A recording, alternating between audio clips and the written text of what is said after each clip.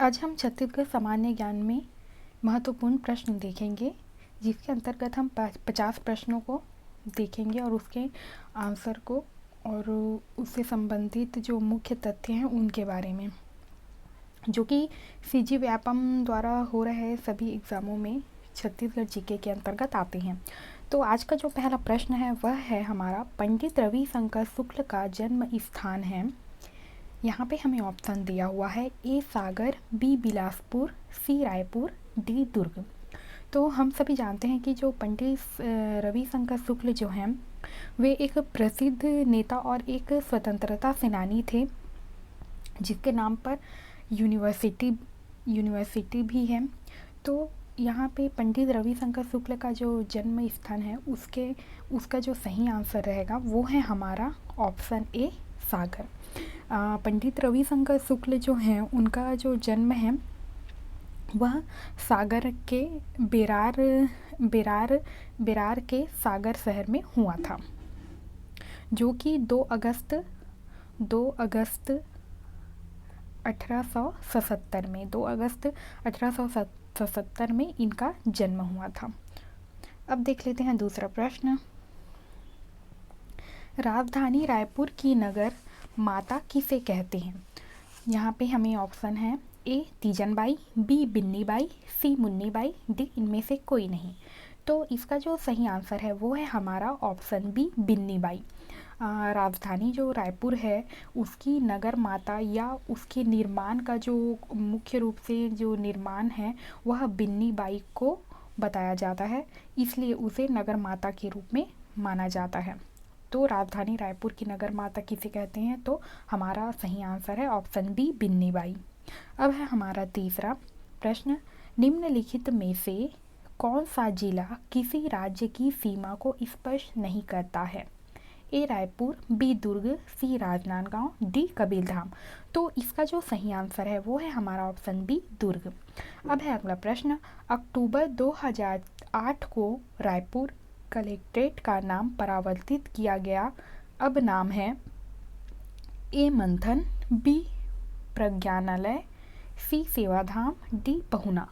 तो इसका जो सही आंसर है वो है हमारा ऑप्शन सी सेवाधाम। अब है हमारा अगला प्रश्न, पांचवा, निम्नलिखित में कौन सा जिला अन्य जिला से भिन्न है? ए राजनांदगांव, बी कवर्धा, सी दुर्ग, डी रायपुर। तो इसका सही आंसर है हमारा ऑप्शन सी दुर्ग। दुर्ग जो है वह राज्य जो है वह किसी भी सीमा को स्पर्श नहीं करता, जबकि बाकी जो 3 जिले हैं वे सभी स्पर्श करते हैं एक दूसरे को। अब है अगला प्रश्न, दुर्ग जिला की सीमा कितने जिले की सीमा को स्पर्श करती है? ए 4, बी 5, सी 6, डी 7। इसका सही आंसर है हमारा ऑप्शन सी 6। दुर्ग जो जिला है उसकी जो सीमा है उस दुर्ग जिले की जो सीमा है वह 6 जिलों की सीमा को स्पर्श करती है। अब है अगला, इनमें से छत्तीसगढ़ के किस जिले का नया नाम है? ए कबीरधाम, बी दुर्ग, सी रायपुर, डी धमतरी। तो इसका सही आंसर है हमारा ऑप्शन ए कबीरधाम। अब है अगला, कबीरधाम किस राज्य की सीमा पर स्थित है? ए आंध्र प्रदेश, बी उड़ीसा, सी मध्य प्रदेश, डी महाराष्ट्र। तो इसका सही आंसर है हमारा ऑप्शन सी मध्य प्रदेश। जो कबीरधाम है या कवर्धा जो है वह मध्य प्रदेश राज्य की सीमा पर स्थित है। अब है अगला, कबीरधाम जिला की सीमा से कौन सा जिला सटा नहीं है? ए बिलासपुर, बी दुर्ग, सी राजनांदगांव, डी रायपुर। इसका सही आंसर है हमारा ऑप्शन डी रायपुर। कबीरधाम से का जो नक्शा देखेंगे छत्तीसगढ़ का नक्शा, तो उसमें हम आसानी से इसे समझ सकते हैं कि जो कबीरधाम जिला की जो सीमा है वह रायपुर से सटी नहीं है, बल्कि जो तीनों जिले हैं बिलासपुर, राजनांदगांव, दुर्ग, इन सब से सटी हुई है। अब देख लेते हैं अगला प्रश्न। अब है हमारा अगला प्रश्न, राजनांदगांव किस राज्यों की सीमा पर स्थित है? ए मध्य प्रदेश व उत्तर प्रदेश, बी मध्य प्रदेश व महाराष्ट्र, सी महाराष्ट्र व आंध्र प्रदेश, डी इनमें से कोई नहीं। तो इसका सही आंसर है हमारा ऑप्शन बी। जो राजनांदगांव जो है वह मध्य प्रदेश व महाराष्ट्र की सीमा पर स्थित है। अब है अगला, राजनांदगांव की सीमा को स्पर्श करने वाला कौन सा जिला रायपुर संभाग का जिला नहीं है? ए कबीरधाम, बी दुर्ग, सी कांकेर, डी इनमें से कोई नहीं। तो इसका सही आंसर है हमारा ऑप्शन सी, कांकेर। कांकेर जो है वह इसका सही आंसर है। अब है अगला, राजनांदगांव को कितने जिले की सीमा स्पर्श करती है? ए 2, बी 3, सी 4, डी 5। तो इसका सही आंसर है हमारा ऑप्शन बी 3। राजनांदगांव जिले की सीमा तीन जिले की सीमा को स्पर्श करती है। अब है अगला 13, राजनांदगांव जिला कब बना? यहाँ पे हमें ऑप्शन दिया हुआ है ए 1973, बी 1998, सी 2008, डी इनमें से कोई नहीं। इसका सही आंसर है हमारा ऑप्शन ए 1973। 1973 में राजनांदगांव जो है वह जिला बना। अब देख लेते हैं अगला प्रश्न। पहली बार दुर्ग जिला कब बना? ए 1906, बी 1956, सी 1973, डी 1998। तो इसका सही आंसर है हमारा ऑप्शन ए 1906। 1906 में दुर्ग जिला सर्वप्रथम बना। अब है अगला, दुर्ग और रायपुर जिले से होकर कौन कौन सी संख्या की राष्ट्रीय राजमार्ग गुजरती है? तो यहाँ पे हमें ऑप्शन दिया हुआ है ए, बी, सी और डी। तो इसका सही आंसर हो जाएगा हमारा ऑप्शन ए। दुर्ग और रायपुर जिले से होकर जो राजमार्ग गुजरती है वह है 06, फिर है 43 और 200। अब है अगला प्रश्न, कबीरधाम जिला से कितने राष्ट्रीय राजमार्ग गुजरते हैं? यहाँ पे ऑप्शन दिया हुआ है ए 1, बी 2, सी 3, डी 1 भी नहीं। तो इसका सही आंसर हो जाएगा हमारा ऑप्शन डी 1 भी नहीं। अब है हमारा अगला प्रश्न, राजनांदगांव से होकर गुजरने वाली राष्ट्रीय राजमार्ग 06 निम्नलिखित में से किस जिले से नहीं गुजरती है? ए दुर्ग, बी रायपुर, सी महासमुंद, डी धमतरी। इसका सही आंसर है हमारा ऑप्शन डी धमतरी। धमतरी जो है वह धमतरी से जो राष्ट्रीय राजमार्ग 06 है वह नहीं गुजरती है। अब है अगला प्रश्न 18, कबीरधाम जिला का मुख्यालय कहाँ है? ए कबरी पाथराम, बी कवर्धा, सी पंडरिया, डी इनमें से कोई नहीं। इसका सही आंसर है हमारा जो आंसर हो जाएगा वो है ऑप्शन बी कवर्धा। कवर्धा जो है वह कबीरधाम जिले का मुख्यालय है। अब है अगला प्रश्न 19, कबीरधाम जिला कब बना? तो यहाँ पे ऑप्शन दिया हुआ है ए 1973, बी 1998, सी 2008, डी इनमें से कोई नहीं। तो इसका जो सही आंसर है वह है हमारा ऑप्शन बी 1998। 1998 में कबीरधाम जो जिला है वह बना था। अब है अगला प्रश्न 20, धमतरी जिला कब बना है? तो धमतरी जिला कब बना है? तो यहाँ पे ऑप्शन दिया हुआ है ए 1998, बी 2000, सी 2001, डी 2008। तो इसका सही आंसर है हमारा ऑप्शन ए 1998। 1998 में धमतरी जिला बना। अब है अगला प्रश्न, धमतरी जिला की सीमा पर कौन सा जिला नहीं है? ए रायपुर, बी महासमुंद, सी दुर्ग, डी कांकेर। तो इसका जो सही आंसर है वह है हमारा ऑप्शन बी महासमुंद। अब है अगला प्रश्न 22, धमतरी जिला का कौन सा भाग उड़ीसा की सीमा को स्पर्श करता है? ए उत्तरी भाग, बी पूर्वी भाग, सी पश्चिमी भाग, डी दक्षिणी भाग। तो इसका जो सही आंसर है वो है हमारा ऑप्शन डी दक्षिणी भाग। धमतरी जिले का जो दक्षिणी भाग है वह उड़ीसा की सीमा को स्पर्श करता है। अब देख लेते हैं अगला प्रश्न। अब है हमारा प्रश्न 23, रायपुर जिले से कौन सा जिला 3 तरफ से घिरा हुआ है? ए दुर्ग, बी धमतरी, सी महासमुंद, डी इनमें से कोई नहीं। तो इसका सही आंसर है हमारा ऑप्शन सी महासमुंद। अब है हमारा अगला प्रश्न 24। रायपुर जिले की सीमा किन राज्य की सीमा को स्पर्श करती है? ए उड़ीसा, बी झारखंड, सी आंध्र प्रदेश, डी इनमें से कोई नहीं। इसका जो सही आंसर है वह है हमारा ऑप्शन ए उड़ीसा। अब है अगला प्रश्न, महासमुंद जिला की सीमा छत्तीसगढ़ राज्य के कितने जिले की सीमा को स्पर्श करती है? हमें ऑप्शन दिया हुआ है ए 4, बी 5, सी 2, डी 7। तो इसका जो सही आंसर है वो है हमारा ऑप्शन सी 2। अब है हमारा प्रश्न 26। महासमुंद जिला की सीमा रायपुर के अलावा छत्तीसगढ़ के किस जिले की सीमा को स्पर्श करती है? ए धमतरी, बी जांजगीर चांपा, सी रायगढ़, डी इनमें से कोई नहीं। तो इसका सही आंसर है हमारा ऑप्शन सी रायगढ़। अब है अगला प्रश्न 27। धमतरी जिला से होकर कौन सी संख्या की राष्ट्रीय राजमार्ग गुजरती है? ए 6, बी 43, सी 16, डी 78। तो इसका सही आंसर है हमारा ऑप्शन बी 43।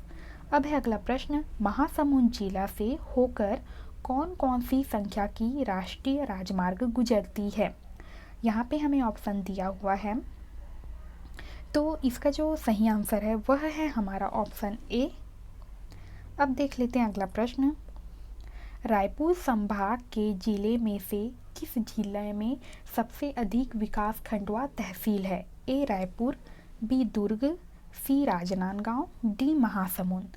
तो इसका सही आंसर है हमारा ऑप्शन ए रायपुर। रायपुर जो जिला है वह 15 विकास खंडों व विकासखंड और तहसील इसके अंतर्गत आते हैं। अब है हमारा प्रश्न 30। धमतरी जिला में कितने विकास खंड व तहसील हैं? तो यहाँ पे ऑप्शन दिया हुआ है ए 2, बी 3, सी 4, डी 6। तो इसका सही आंसर है हमारा ऑप्शन सी 4। अब है अगला प्रश्न, महासमुंद जिला में 5 विकासखंड व तहसील है, इनमें से कौन सा विकासखंड महासमुंद जिला का है? ए पिथौरा, बी वाघबाहरा, सी बसना, डी पलारी। तो इसका जो सही आंसर है वह है हमारा ऑप्शन डी पलारी। अब है अगला प्रश्न, दुर्ग जिला में कितने विकासखंड व तहसील है? तो दुर्ग जिले के अंतर्गत कितने विकासखंड व तहसील हैं? तो ऑप्शन दिया हुआ है ए 8, बी 19, सी 10, डी 12। तो इसका सही आंसर है हमारा ऑप्शन डी 12। अब है अगला, राजनांदगांव जिले में कितने विकासखंड व तहसील हैं? यहाँ पे ऑप्शन दिया हुआ है ए 7, बी 8, सी 9, डी 10। तो इसका सही आंसर है हमारा ऑप्शन सी 9। अब है हमारा अगला प्रश्न, रायपुर संभाग के किस जिले में सबसे कम विकासखंड व तहसील हैं? यहाँ पे ऑप्शन दिया हुआ है ए कबीरधाम, बी महासमुंद, सी दुर्ग, डी इनमें से कोई नहीं। तो इसका सही आंसर है हमारा ऑप्शन ए कबीरधाम। कबीरधाम जो है वह धमतरी दोनों जिले में 4 विकासखंड व तहसील स्थित है या तहसील उसके अंतर्गत आते हैं। अब देख लेते हैं अगला प्रश्न, छत्तीसगढ़ का क्षेत्रफल में सबसे छोटा जिला निम्नलिखित में कौन है? ए धमतरी, बी रायपुर, सी दुर्ग, डी महासमुंद। तो इसका जो सही आंसर है वह है हमारा ऑप्शन ए धमतरी। अब है अगला, राजीव गांधी ग्रामीण विकास संस्थान कहाँ स्थित है? ए दुर्ग, बी धमतरी, सी रायपुर, डी इनमें से कोई नहीं। तो इसका सही आंसर है हमारा ऑप्शन सी रायपुर। अब है अगला प्रश्न 37। एक मान्यता के अनुसार कलचुरी वंश के राजा रामचंद्र ने किस शहर की स्थापना की थी? ए राजिम, बी रायपुर, सी दुर्ग, डी इनमें से कोई नहीं। इसका सही आंसर है हमारा ऑप्शन बी रायपुर। रायपुर जो है एक मान्यता के अनुसार ऐसा माना जाता है कि जो कलचुरी वंश के जो राजा थे रामचंद्र, उन्होंने रायपुर शहर को स्थापित किया था या निर्माण किया था या बसाया था। अब देख लेते हैं अगला प्रश्न, एक मान्यता के अनुसार ब्रह्मदेव राय के नाम पर रायपुर शहर का नामकरण हुआ, यह किस वंश का शासक था? ए कलचुरी वंश का, बी फणिनाग वंश का, सी छिंदक नाग वंश का, डी इनमें से कोई नहीं। तो इसका सही आंसर है हमारा ऑप्शन ए कलचुरी वंश का। जो ब्रह्मदेव राय थे वे कलचुरी वंश के राजा थे, और इन्हीं के नाम पर जो रायपुर जो शहर है उसका नामकरण किया गया था। अब देख लेते हैं अगला प्रश्न 39। कर्नल एग्न्यू किससे संबंधित है? ए दुर्ग से, बी रायपुर को राजधानी बनाने से, सी कबीरधाम से, डी इनमें से कोई नहीं। इसका सही आंसर है हमारा ऑप्शन बी, रायपुर को राजधानी बनाने से। कर्नल इग्नू जो थे वे जो है वह मुख्य रूप से रायपुर को राजधानी बनाने में उन्होंने एक महत्वपूर्ण योगदान दिया। अब देख लेते हैं अगला प्रश्न। छत्तीसगढ़ की नई राजधानी किस गांव में बनने जा रही है? ए मंदिर हसौद में, बी अभनपुर में, सी कुठेरा भाटा राखी में, डी पलौदा में। तो इसका सही आंसर है हमारा ऑप्शन सी, कुठेरा भाटा राखी में। अब है हमारा अगला प्रश्न। रायपुर में स्थापित विवेकानंद आश्रम किसके प्रयासों का प्रतिफल है? ए स्वामी नित्यानंद, बी स्वामी आत्मानंद, सी स्वामी विरंजानंद, डी स्वामी परमानंद।